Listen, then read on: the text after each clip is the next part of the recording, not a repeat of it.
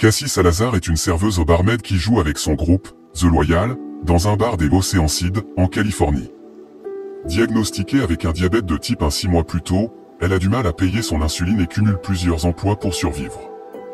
Un soir, Cassie sert un groupe de marines sur le point d'être déployé en Irak. L'un d'eux, Luke Morrow, flirte avec elle, mais sa demande est refusée.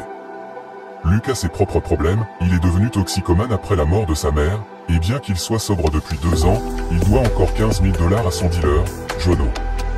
Cassie demande à Frankie, son ami d'enfance et compagnon de chambrée de Luke, de l'épouser pour bénéficier des avantages de l'assurance maladie accordée aux conjoints de militaires. Il a déjà prévu d'épouser sa chérie Riley. Bien que Luke entende la conversation et lui déconseille d'abord un mariage frauduleux, il se rend compte qu'ils pourraient tous deux en tirer un avantage financier. Luke gagnerait plus d'argent et Cassie aurait accès aux soins de santé. Ils acceptent de se marier immédiatement et, après 1 an, demandent le divorce. Frankie, le témoin du mariage, donne à Cassie la bague avec laquelle il épousera Riley, en lui demandant de la garder en sécurité. Après cela, les jeunes mariés rejoignent leurs camarades marines dans un bar. Cassie se dispute avec l'un d'eux à propos de la chasse aux Arabes, ce qui provoque une dispute avec Luke, mais ils font semblant de se racheter. Cette nuit-là, il admet qu'il a peur à la fois du mariage et de l'Irak. Cassie le réconforte et ils couchent ensemble. Le lendemain matin, les marines sont déployés. Avant de monter dans le bus pour partir, Luke donne à Cassie les coordonnées de son frère, car elle est sa plus proche parente. Cassie et Luke commencent à s'envoyer des emails et des appels vidéo pour maintenir le stratagème et se rapprocher. Elle interprète une chanson originale, comme Back Home, pour les marines, leur remontant le moral après une dure journée. La chanson devient virale et Cassie admet que Luke pourrait être sa muse. Plus tard, elle apprend que Luke a été gravement blessé par l'explosion d'un engin explosif improvisé et qu'il revient pour se rétablir. Cassie contacte accidentellement le père de Luke au lieu de son frère, ce qui met Luke en colère, car le député à la retraite les dénoncerait s'il le savait. Frankie a été tué au combat et, lors de ses funérailles, Cassie donne la bague à Riley. Luke emménage dans l'appartement de Cassie après sa sortie de l'hôpital.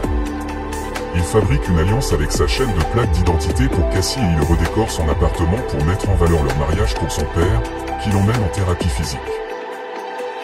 Sa cure de désintoxication et leur cohabitation inspirent à Cassie sa chanson Be It The Way, qu'elle interprète, attirant l'attention des maisons de disques. Toujours à la recherche de son argent, Jono s'introduit chez la mère de Cassie pour menacer Luke. Cette nuit-là, Cassie est en état de choc lorsque son taux de sucre chute. Luke l'aide à se rétablir et ils s'embrassent. Le lendemain, Luke bat Jono, le paye et lui dit de rester loin. Au lieu de cela, Jono informe la mère de Cassie du passé de Luke. Lorsque Cassie confronte Luke, il avoue qu'il a volé la voiture de son père pour la vendre mais qu'il l'a accidentée, alors il a emprunté de l'argent à Jono pour rembourser son père. Elle exige le divorce et qu'il quitte son appartement le lendemain. Lorsque Luke rentre chez lui après une cavale, les policiers l'arrêtent, car Jono a signalé leur mariage frauduleux. Le père de Luke appelle Cassie pour lui parler des accusations et de la cour martiale imminente. Luke plaide coupable, assume l'entière responsabilité et insiste sur le fait que Cassie n'était pas au courant qu'elle avait violé la loi militaire américaine pour la protéger des poursuites pénales. Il est condamné à 6 mois de prison après quoi il recevra une décharge pour mauvaise conduite. Puis elle se précipite pour lui avouer son amour avant qu'il ne soit emprisonné. Il lui donne son alliance et lui dit « C'est réel maintenant ». 6 mois plus tard, Luke est libéré de prison. Luke et Cassie sont un couple marié et heureux à la plage où ils profitent d'un pique-nique avec Peach. Passionnée et pleine d'obstacles. On y découvre l'histoire de Memo, un homme simple et courageux qui élève seul sa fille adoptive. Un jour, sa vie bascule lorsqu'il rencontre Daniela, une jeune femme issue d'un milieu riche. Coup de foudre immédiat, mais leur différence sociale va vite se transformer en obstacle. Vont-ils réussir à surmonter les préjugés, les mensonges et les pièges tendus par leur famille pour vivre leur amour au grand jour? C'est la question qui nous tient en haleine tout du long.